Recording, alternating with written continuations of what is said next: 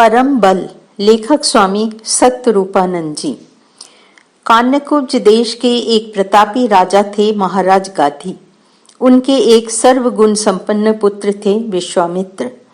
महाराज गाधी स्वयं एक प्रजापालक वीर राजा थे। उनके पुत्र विश्वामित्र उनसे भी बढ़कर प्रजापालक तथा पराक्रमी सिद्ध हुए। उन्होंने अपने राज्य का काफी विस्तार किया तथा अत्यंत वैभवशाली हुए। विश्वामित्र एक बार अपने मंत्रियों तथा सेना के साथ आखेट के लिए वन में गए। एक वन्य पशु का पीछा करते हुए महाराज वन में बहुत दूर तक निकल गए। परिश्रम के कारण वे बहुत थक गए थे तथा उन्हें प्यास भी लग आई। उस गहन वन में उन्होंने चारों ओर दृष्टि दौड़ाई। थोड़ी दूर पर उन्हें एक आश्रम दिख पड़ा। थके मादे राजा विश्वामित्र उस आश्रम में जा पहुंचे। वो आश्रम महातेजस्वी महर्षि वशिष्ठ का था। महाराज विश्वामित्र को आया देख वशिष्ठ जी ने उनका स्वागत सत्कार तथा उनके विश्रामादि का प्रबंध कर दिया। राजा के विश्राम के दौरान ही उनके मंत्री सैनिक आदि भी उन्हें ढूंढते हुए महर्षि वशिष्ठ के आश्रम में आ पहुंचे। वशिष्ठ जी ने सबका यथोचित स्वागत किया तथा महाराज विश्वामित्र से अपने मंत्रियों सैनिकों आदि के साथ आश्रम का आतिथ्य ग्रहण करने का अनुरोध किया। महाराज विश्वामित्र ने ऋषि से निवेदन किया, भगवान, हमारे साथ सेनापति मंत्री तथा बड़ी संख्या में सैनिक आदि है। आपको इन सबके भोजन आदि की व्यवस्था करने में असुविधा होगी, अतः आप हमें राजधानी लौट जाने की अनुमति दीजिए। महर्षि वशिष्ठ ने आग्रह पूर्वक विश्वामित्र से अपना आतिथ्य स्वीकार करने को कहा तथा उन्हें आश्वासन दिया कि राजा और उनके संगियों का स्वागत सत्कार में उन्हें कोई असुविधा न होगी। विश्वामित्र ने ऋषि का आग्रह स्वीकार कर लिया। यथा समय सभी के भोजनादि की व्यवस्था हुई। महाराज विश्वामित्र यह देखकर दंग रह गए कि घोर वन में स्थित उस आश्रम में उन्हें तथा उनके सैनिकों आदि को जितने प्रकार के पकवान आदि परोसे गए, उस प्रकार का सुस्वादु भोजन तो उनके राजप्रसाद में भी दुर्लभ था। इतना ही नहीं, भोजन आदि के पश्चात महर्षि वशिष्ठ ने सभी को उपहार आदि दिया। यह देखकर विश्वामित्र के आश्चर्य का ठिकाना न रहा। उन्होंने उत्कंठा पूर्वक महर्षि वशिष्ठ से पूछा, ऋषिवर, इस गहन वन में स्थित आपके आश्रम में तो अंतेवासियों की साधारण जीविका चलाना भी कठिन प्रतीत होता है, फिर आपने इतने सुंदर भोजनादि की व्यवस्था, ऐसे मूल्यवान उपहारों का प्रबंध कैसे किया? कृपा पूर्वक मुझे इसका रहस्य बताइए। महर्षि वशिष्ठ राजा विश्वामित्र को अपनी गौशाला में ले गए तथा एक अत्यंत सुंदर हृष्ट पुष्ट गाय की ओर इंगित करके बोले, राजन, यह कामधेनु नाम की एक दिव्य गाय है। अतिथि सेवा आदि के लिए जब जिस वस्तु की जितनी मात्रा में हमें आवश्यकता होती है, हम इससे मांगते हैं और कामधेनु हमारी आवश्यकता के अनुसार सभी वस्तुएं हमें तत्काल प्रदान कर देती हैं। आज भी आप सबके सत्कार के लिए हमने इस गाय से ही सारी वस्तुएं प्राप्त की है। गाय की अद्भुत क्षमता की बात सुनकर महाराज विश्वामित्र को लगा कि यह अद्भुत गाय तो राजप्रसाद की शोभा है। इसे तो मेरे राजप्रसाद में रहना चाहिए। ऋषि के आश्रम में इसकी क्या उपयोगिता?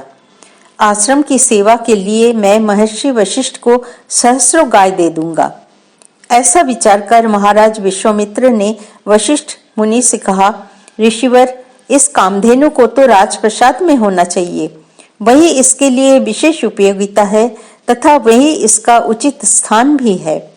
इस धेनु के बदले आश्रम की सेवा के लिए मैं आपको सहस्रों गाय प्रदान करूंगा। आप कृपा पूर्वक यह गाय मुझे दे दीजिए। ऋषि वशिष्ठ ने कहा, राजन, यह कामधेनु आश्रम की सेवा के लिए है। इसी की सहायता से हम अतिथि आगंतुकों की भी सेवा कर पाते हैं, अतः यह गाय भला हम आपको कैसे दे सकते हैं? वशिष्ठ जी का उत्तर सुनकर महाराज विश्वामित्र का क्षत्रित्व अभिमान जाग उठा। उन्होंने वशिष्ठ जी से कहा, ऋषिवर, आप जानते हैं कि मैं क्षत्रिय हूँ और क्षत्रिय का यह धर्म है कि वो अपनी अभिष्ट वस्तु अपने बाहुबल से प्राप्त करे। यदि आप स्वेच्छा से ये गाय मुझे नहीं देंगे तो मैं आपके सम्मुख ही बलपूर्वक इसे हर कर ले जाऊंगा। महर्षि वशिष्ठ ने कहा, राजन, मैंने आपको अपना मत स्पष्ट बता दिया है। मैं आपको कामधेनु नहीं दे सकता। आपको जो उचित लगे वो कीजिए। ऋषि का स्पष्ट उत्तर सुनकर विश्वामित्र क्रुद्ध हो उठे। उन्होंने अपने सैनिकों को आज्ञा दी, कामधेनु को बांधकर बलपूर्वक राजधानी ले चलो। राजा की आज्ञा पाकर सैनिकगण कामधेनु की हाँकने लगे, किंतु वो आश्रम के बाहर जाना नहीं चाहती थी। उन्होंने उसे कोड़ों और डंडों से मारना प्रारंभ किया। सैनिकों के प्रहार से विचलित होकर कामधेनु रंभाते हुए ऋषि वशिष्ठ के सामने उपस्थित हुई तथा आंखों से आंसू बहाते हुए ऋषि से बोली, भगवान, ये दुष्ट सैनिक मुझे बलपूर्वक लिए जा रहे हैं। देखिए, ये मुझे मार भी रहे हैं। भगवान, क्या आपने मुझे सचमुच ही त्याग दिया है? वशिष्ठ ने कहा, कल्याणी, मैंने तुम्हें त्यागा नहीं है। विश्वामित्र बलपूर्वक तुम्हारा हरण करके ले जा रहे हैं। मैं क्षमाशील ब्राह्मण हूँ, अतः उनका प्रतिकार करना मेरा धर्म नहीं है। यदि तुम मेरे पास रह सकती हो तो अवश्य रहो। मैंने तुम्हारा त्याग नहीं किया है। ऋषि की यह वाणी सुनकर कामधेनु के आंसू थम गए। क्रोध में उसकी आंखें लाल हो उठी और वो उसे मारने वाले सैनिकों की ओर मुड़ी। गर्दन झुकाकर दहाड़ती हुई वो उन सैनिकों पर टूट पड़ी। उसका रौद्र रूप देखकर सैनिक इधर उधर भागने लगे। कामधेनु ने अपने शरीर के विभिन्न भागों से तरह तरह के सैनिकों को उत्पन्न किया, जो महाराज विश्वामित्र की सेना पर टूट पड़े। उनकी मार के सामने विश्वामित्र के सैनिक टिक नहीं सके तथा भयभीत होकर चारों दिशाओं में भागने लगे। कामधेनु के सैनिकों ने उन्हें कोसों दूर खदेड़ दिया। महाराज विश्वामित्र असहाय होकर यह सब देखते रहे। उन्होंने देखा कि महर्षि वशिष्ठ एक ओर शांत भाव से खड़े सारा दृश्य देख रहे हैं। उन्हें इस प्रकार शांत खड़ा देखकर विश्वामित्र को क्रोध आ गया।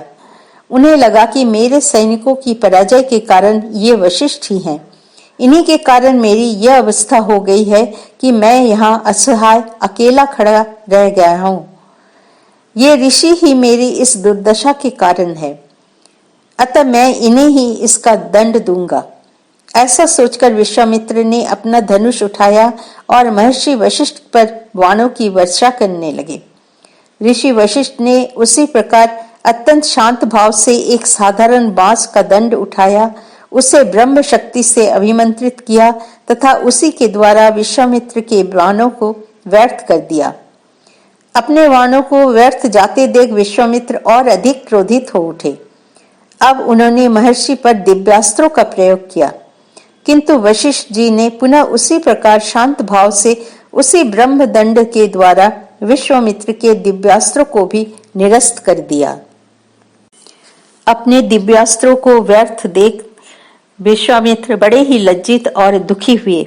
उन्हें ये निश्चय हो गया कि महर्षि वशिष्ठ के पास जो महान शक्ति है वो अजेय है, उसे कोई पराजित नहीं कर सकता। वशिष्ठ जी के पास जो शक्ति थी वो ब्रह्म का तेज था। महाराज विश्वामित्र ने यह देख लिया था कि उनका अदम्य क्षत्रिय शौर्य, भयंकर दिव्यास्त्रों की विनाशकारी शक्ति महर्षि वशिष्ठ के महान ब्रह्म तेज के सम्मुख मरुभूमि में गिरने वाली वर्षा की बूंदों के समान व्यर्थ है। वे खिन्न और उदास हो गए तथा अनायास उनके मुंह से यह वाक्य निकल पड़ा, क्षत्रिय बल को धिक्कार है, ब्रह्म तेज का बल ही सच्चा बल है। धिक बलम क्षत्रिय बलम ब्रह्म तेजो बलम। ब्रह्म तेज का ऐसा विलक्षण प्रभाव देखकर महाराज विश्वामित्र के मन में इच्छा जागी कि मुझे भी यह ब्रह्म तेज प्राप्त करना होगा। ब्रह्म तेज प्राप्त करने का एकमात्र उपाय है तपस्या। अतः उन्हें लगा कि तपस्या ही परम बल है। यह विचार आते ही उन्होंने दृढ़ संकल्प किया कि वे तपस्या द्वारा अवश्य ही ब्रह्म तेज प्राप्त करेंगे। यह संकल्प करके उन्होंने उसे तत्काल क्रियान्वित करने के लिए अपने सभी अस्त्र शस्त्रों का परित्याग कर दिया। अपने अत्यंत समृद्धशाली राज्य को उन्होंने त्याग दिया, सभी प्रकार के भोगों को तिलांजलि दे दी और घोर तपस्या में डूब गए। इस कठोर तपस्या के फलस्वरूप अंत में महाराज विश्वामित्र को ब्रह्म तेज की उपलब्धि हुई और वे ब्रह्मर्षि हो गए। महाभारत की यह कथा हमारे सामने एक बहुत बड़े सत्य का उद्घाटन करती है, और वो यह है कि अंतिम विजय सदैव सत्य तथा आध्यात्मिक शक्ति की ही होती है। प्रारंभ में दंभ और अभिमान पर आधारित भौतिक शक्ति कितनी ही प्रबल क्यों न प्रतीत हो, एक दिन उसे सत्य तथा आध्यात्मिकता के सम्मुख झुकना ही पड़ता है। विश्व का इतिहास इसका साक्षी है। आपात दृष्टि से देखने पर हिरण्यकशिपु के सामने प्रहलाद की शक्ति शून्य के समान थी। कंस के सम्मुख वासुदेव की शक्ति क्या थी? त्रिभुवन जयी रावण के सामने वनवासी भगवान श्री राम की शक्ति कितनी दिख पड़ती थी। किंतु इन सभी प्रचंड भौतिक शक्तियों को सत्य और आध्यात्मिकता की शक्ति से पराजित होना पड़ा। अंतिम विजय आध्यात्मिक शक्ति की, ब्रह्म तेज की ही हुई। भौतिकता के मद से उन्मत्त दुर्योधन ने महाभारत युद्ध के पूर्व भगवान श्री कृष्ण को त्याग कर यादवों की नारायणी सेना ग्रहण की थी। यह नारायणी सेना भी तो भौतिक शक्ति की ही प्रतीक थी, जो उस युग में अजेय मानी जाती थी। किंतु इस अजेय सेना को भी हार माननी पड़ी और उसका भी विनाश हुआ। बाह्य दृष्टि से न्यून दिखने वाले पांडवों की सेना को ही अंतिम विजय प्राप्त हुई। पांडवों ने इस रहस्य को भली भांति समझ लिया था, तभी तो उन्होंने भगवान की विशाल नारायणी सेना का त्याग कर युद्ध विरत निरस्त्र कृष्ण का वरण किया और उनके शरणापन्न हुए। अपनी सुविधा के लिए उन्होंने असत्य, अन्याय और कपट का आश्रय नहीं लिया। इसके विपरीत सभी कष्टों को भूलकर वे तपस्या का ही जीवन बिताते रहे। ब्रह्म तेज या आध्यात्मिक शक्ति तपस्या से ही प्राप्त होती है। इसलिए महाराज विश्वामित्र ने तपस्या का आश्रय लिया था। वो तपस्या क्या थी जिसने महर्षि वशिष्ठ को ऐसी प्रचंड शक्ति प्रदान की थी, जिसके सम्मुख महाराज विश्वामित्र का दुर्धर्ष अजेय समझा जाने वाला क्षत्रिय बल पर्वत से टकराए हुए वाण के समान व्यर्थ और निरर्थक सिद्ध हुआ। महाभारत के इस प्रसंग में महर्षि वेदव्यास ने एक गंधर्व के मुख से इसके रहस्य हमारे सामने उद्घाटित किया है। गंधर्व महर्षि वशिष्ठ का परिचय देते हुए कहते हैं, ब्रह्मणो मानस पुत्रो वशिष्ठ अरुंधति पति तपसा निर्जितो शश्वत जेया वमरैरपि काम क्रोधा बुभो यश चरणो संवो वाहुतः इंद्रियानाम वशकरो वशिष्ठ इति चोच्यते। वशिष्ठ जी ब्रह्मा के मानस पुत्र हैं। उनकी पत्नी का नाम अरुंधति है। काम और क्रोध नामक दोनों शत्रु जिन्हें देवता भी नहीं जीत सके, वे वशिष्ठ की तपस्या से सदैव के लिए पराभूत होकर उनके चरण दबाते हैं। इंद्रियों को वश में करने के कारण वे वशिष्ठ कहलाते हैं।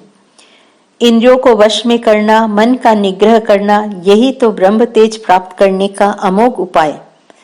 काम क्रोध आदि रिपियों को पराभूत कर उन्हें सर्वथा अपने अधीन रखना तथा उनकी समस्त शक्तियों को आत्म साक्षात्कार की दिशा में मोड़ देना, यही उपाय है अपने अंतःकरण में स्थित अव्यक्त ब्रह्म की अनुभूति और अभिव्यक्ति का। महर्षि वशिष्ठ ने रिपियों को पूर्णतः पराजित कर लिया था। उनका मन और इंद्रियां पूर्णतः उनके वश में थी। इसी कारण उनके जीवन में वो महान ब्रह्म तेज प्रकट हुआ, जिसके समक्ष महाराज विश्वामित्र का प्रचंड छात्र बल प्रज्वलित अग्नि के सम्मुख एक क्षुद्र पतंग की भांति नष्ट हो गया था। जय श्री राम कृष्ण।